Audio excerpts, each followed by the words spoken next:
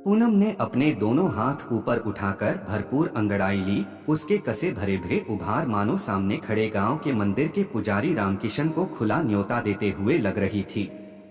पूनम ने उस पुजारी को सुबह के 4 बजे झट से अपने घर में बुला लिया था। वह घर में अकेली थी, वहां दूसरा कोई न था। पूनम उस पुजारी से अपनी हसरतों को पूरा करना चाहती थी। पूनम ने आगे बढ़कर रामकिशन का हाथ पकड़कर अपनी तरफ खींचना चाहा, मगर उसने अपना हाथ छुड़ा लिया। पुजारी रामकिशन की पत्नी की मौत 10 साल पहले हो चुकी थी। तब से उसकी जिंदगी बेरंग हो गई थी। आज पूनम के इस तरह अपने घर बुलाने पर वह हैरान था। क्या उसे पूरे गांव में कोई दूसरा जवान मर्द नहीं मिला? किसी गांव वाले ने उसे पूनम के साथ देख लिया तो बदनामी हो जाएगी।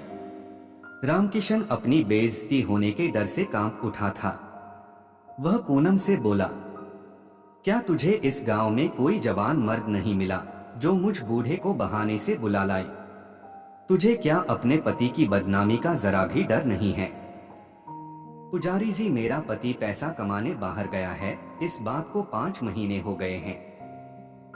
वह कब आएगा पता नहीं, मैं प्यासी तड़प रही हूँ, पूनम ने बताया। पुजारी ने उसे समझाना चाहा, अगर ऐसी बात है तो तुझे कभी नहीं गिरना चाहिए। वह अगर तेरे लिए पैसा कमाने गया है तो तुझे उसकी अमानत किसी तीसरे के सामने नहीं परोसनी चाहिए।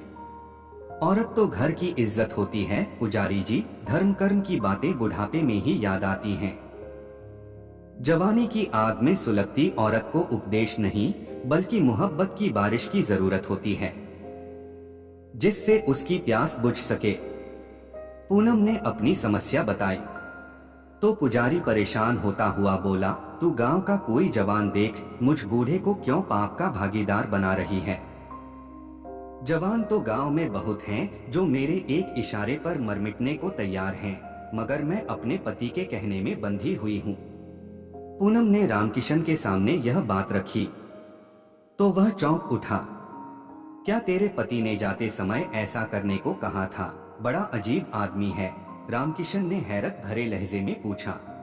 पूनम ने बताया, जब मेरा पति जाने लगा था तो उसने मुझे चरित्रवान रहने की बात कही थी।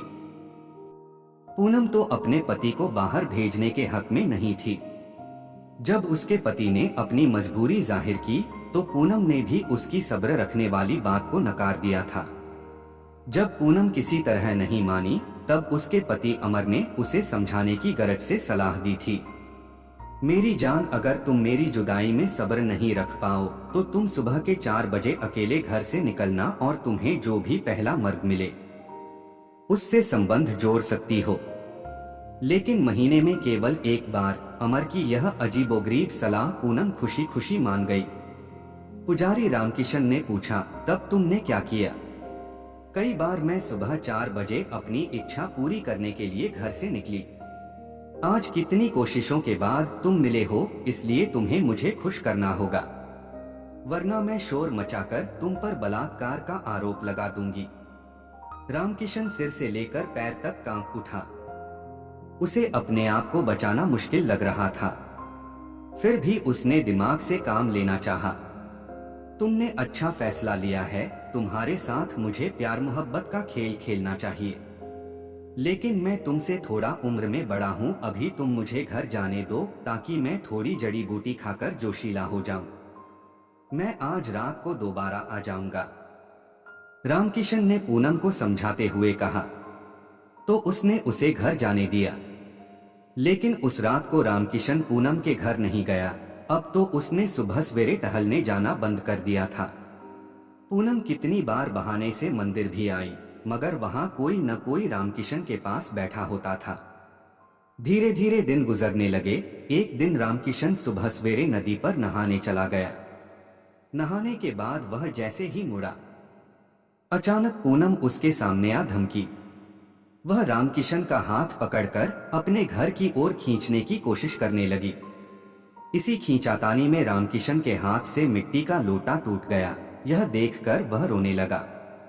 पूनम हैरान होते हुए पूछने लगी, यह मिट्टी का लोटा ही तो टूटा है, तुम रोते क्यों हो? मैं तुम्हें इस मिट्टी के लोटे के बदले में स्टील या पीतल तांबे का बढ़िया सा लोटा दे दूंगी। मैं लोटा टूटने पर इसलिए रो रहा हूँ क्योंकि इसे मेरी पत्नी ने मेरे लिए 10 साल पहले एक मेले में खरीदा था। अब वह जिंदा नहीं है। मैं इस लोटे को देखकर तसल्ली कर लेता था कि वह आज भी मेरे साथ है, पर आज लोटा टूट गया है। ऐसा लग रहा है जैसे वह सचमुच मुझसे अलग होकर बहुत दूर चली गई है। पूनम यह सब देखकर मन ही मन पिघलने लगी। उसे रामकिशन की वफादारी पर हैरानी हो रही थी। वह सोच रही थी कि एक वह है जिसका पति परदेश पैसा कमाने गया है। वह कुछ दिनों के बाद जरूर लौट कर आएगा क्योंकि वह वादा करके गया है। वह फिर भी अपने तन की भूख मिटाने के लिए गिरने पर आमादा है। पुजारी रामकिशन अब भी रो रहा था। सुबह का उजाला चारों तरफ फैलने लगा था। पूनम अब भी सोच रही थी कि इतनी सुबह तो रामकिशन जैसे सज्जन ही घर से बाहर निकलते हैं। अगर वह दिन के उजाले में किसी मंचले से उलझ जाती तो वासना की दलदल में बुरी तरह फंस जाती, बदनामी मिलती सो अलग। तब वह अपनी गृहस्थ जिंदगी बर्बाद होने से नहीं बचा पाती। पुजारी रामकिशन ने पूनम को तबाह होने से बचा लिया था। वह तो उसकी इज्जत का रखवाला निकला।